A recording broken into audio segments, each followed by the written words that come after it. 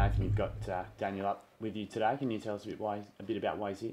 Yeah, so Daniel's here on behalf of VicDef, and clearly we want to give access to as many of our members and supporters as possible. So Daniel is going to word for word and not interpret what I say and get across to you guys for the first couple of questions today. Any chance we get him in the coach's box to get your reactions during the game? I think some of my sign language has been pretty good at times, but I am working on it. So you've had a few lessons in? No. Huh. What's Sam McClarty taught you about the deaf community this year, Bucks? That you need to get up close and sometimes, face to face. To be honest, Sammy probably does a lot of his communicating, lip reading a little bit as well.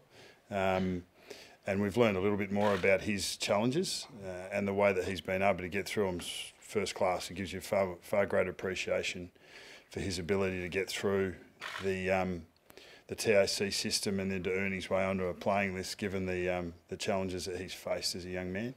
And he continues to go from strength to strength. We're learning about him, he's learning about us, and that's generally how it happens when you reach an AFL environment. It's probably in a little bit of on a different level again with his hearing disability, but it's created strengths in other areas. His game sense, his awareness is actually really strong because he's had to find different ways and strengthen different parts of his awareness. You saw Darcy Moore made a brief appearance today. Where is he at? Will he play this weekend, do you think? Yeah, so hammy tightness, and we pulled him out of that last quarter. It's actually come up a lot better than we would have anticipated, but the fact is that he'll still need to train on Thursday to prove his fitness, and there's still a doubt on whether he will. So is it back related or more within the hamstring? Most hammies are back related in some shape or form, but no, he's probably a bit of overload, and he's shown overload signs. The scans were clear, but we'll have to treat him based on what he can and can't do at training on Thursday. How close is Lockie? Well done, mate. Thanks, mate. Excellent. Good work. Don't worry, mate, I talk a lot. You would have been tired by the end of it. How close is Lockie Keefe away from playing his first game in a couple of years? Oh, look, his last 2 or 3 weeks have been really good. He's always been a good runner, long runner for a big fella. Uses the ball exceptionally well. Given our list profile and our depth through the forward stocks, we've scored him up as a tall forward, secondary ruck. His last 3 weeks have been really strong, like competing in the air, some really solid work up the ground and back, using his aerobic attributes to his maximum, and but as you said, starting to take those contested marks, probably accepting the role a little more and seeing the opportunity in it. He copped a fairly solid cork early in the game on the weekend, but just speaking to him, he's really starting to sink his teeth into that role and could potentially play a role for us going forward. If Darcy doesn't get up, does that present an obvious opportunity for him to slot in? Yeah, potentially. There's a few options we've got to go there. One is to go with that smaller mix again. The other is, Jesse's had a couple of games back. Keefe's been pretty good. Reedy himself, to see whether we could use him forward, but we'll have a look at Essendon this afternoon and have the team selected by Thursday afternoon. How did you rate Ben Reid's game in the VFL? I saw the first quarter before heading to the G, Reedy's, we know what his strengths are, the attributes that he brings. It was a fairly scrappy game, but the VFL's a slightly different level to the AFL, but we had a fairly experienced side and we had a good win, and from all reports, Reedy played his role. How did he handle, I know you've spoken about it before, but there was a bit of talk last night on some of the football programs. Did you know about how disappointed and frustrated he was about not playing? Yeah, I was told about that just prior to coming in.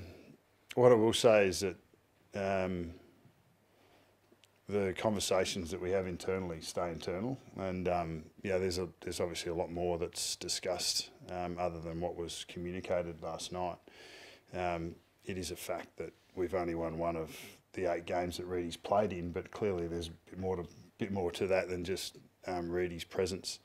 There's a little bit more meat. There's a lot more meat in the discussion that you have with a player of Reedy's experience in regards to that sort of selection decision. And it's more than one chat too. We'll sit down and continue to find the best for him and for us in good faith. Getting that form back though, is that a couple of week thing? It's not just a thing that turns around quickly. Do you expect that to be the case? Yeah, I think the form part has been misinterpreted. It was the form of Lyndon and Tyson that was the major reason for that decision, that their form had been better than his. So that's not to say his has been poor. And, clearly, we've got another decision to make coming into this week, what the best mix is for us. And, we'll make the right decision for the team and for the club. You'd be disappointed if he wasn't disappointed, wouldn't you? Absolutely. Yeah, absolutely. Yeah, I mean, the job of every player is to be impatient, to want to have everything now, and to beat expectations, either from the coaching group or external expectations, or their own, for that matter. That's the job of the player. Every one of the 45 players on our list, we want to have that drive and ambition to make it happen now. And then it's the coaching staff's job in development and also strategy to be able to best use those expectations and the drive that comes from it. So Reedy's reacted appropriately in an attitude sense.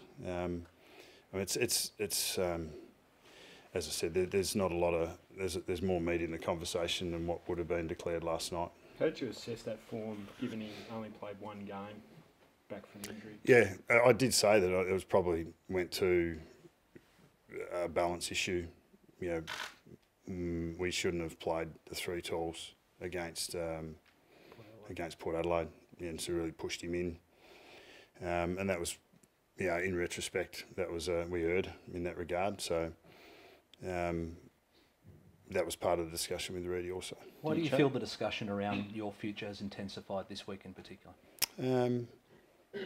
I'm not sure if it's intensified. I think we've lost a couple of games, and it's getting closer to the end of the year. And I think there's no doubt that people, you guys are paid to report, to have an opinion on things that happen and are topical in the game.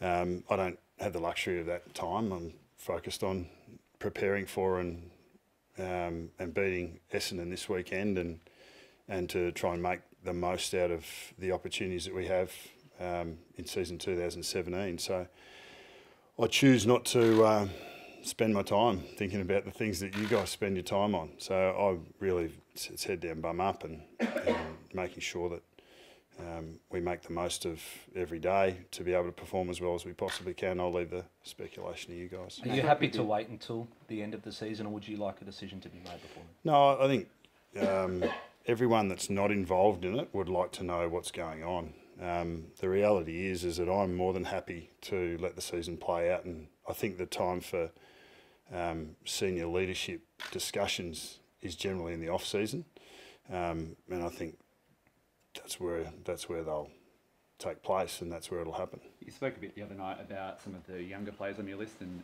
the need to develop them. Will the results over the next few weeks have a bearing on whether some of those guys get more opportunities, I suppose, to play? Yeah, and I think that's, if you step back and have a look, I think you see that it's taking place right now. Jordan to go through the midfield. I think Tom Phillips has been exceptional with what he's been able to put forward this year, and he's pretty much his first full year to date at senior level. And Braden Maynard's development's been first class off the back, and Darcy Moore up forward. They've become sort of household names for Collingwood people already, but Darcy's just played his 40th game.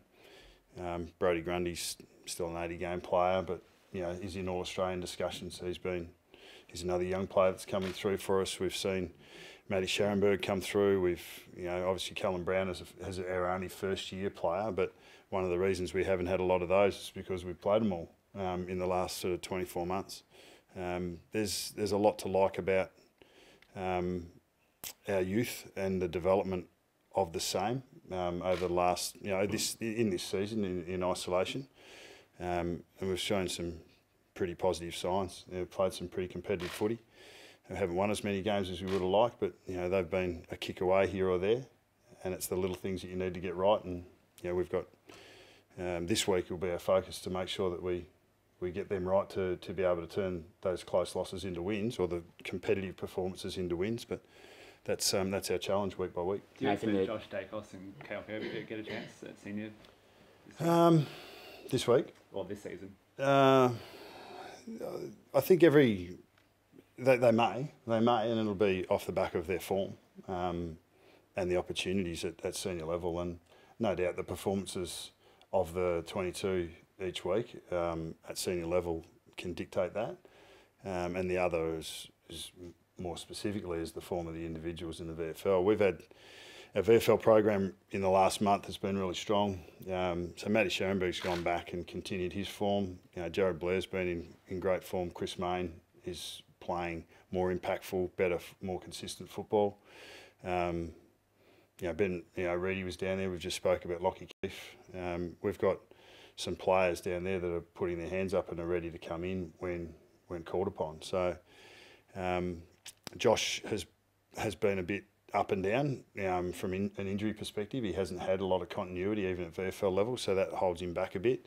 And Kale's shown great signs and continues to show us patches of what he's capable of, and we'll keep developing these young blokes. I mean, whilst that is a longer term process than 2017, my major charter is to continue to look forward as much as I'm looking to Saturday, to be able to put the club in as strong a position as I possibly can. Is that what makes you want to go on further beyond this year, Bucks, the state of the list and where it's actually at? Yeah, well, I think if you're fair-minded and you have a look at some of the talent that we haven't got a perfect list. There's some holes that we need to address, but we've got we've got a really strong profile between sort of 20 and 24. We are strong through the midfield, even though we haven't been able to frank that every week. I think for the most part our clearance and our contested ball numbers have been pretty good. From a transition perspective, we generally have more inside 50s in our opposition. We haven't been able to defend the ones against well enough or score enough from the ones going forward, but I think there's tweaks. We're a couple of % away in a couple of places, and I can see some really strong buy-in from the young players, and I'm proud of the club. I love the club, but in the end, whatever's best for it is the most important thing. And whoever's sitting in the senior coach position will have a responsibility, but these young players are making their own careers, and they'll continue forward regardless of who's in my chair. Given the relative uncertainty about next year, how much involvement are you having in those list management discussions?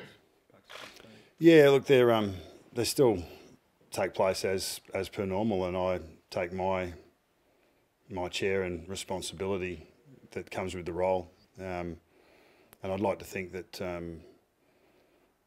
that the club and the leadership within it is confident of my ability to look beyond just this season in my thought process.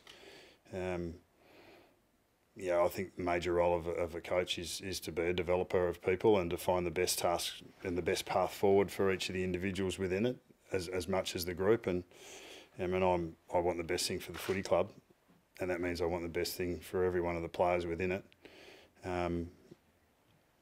And from a list management perspective, I'll continue to give my opinion.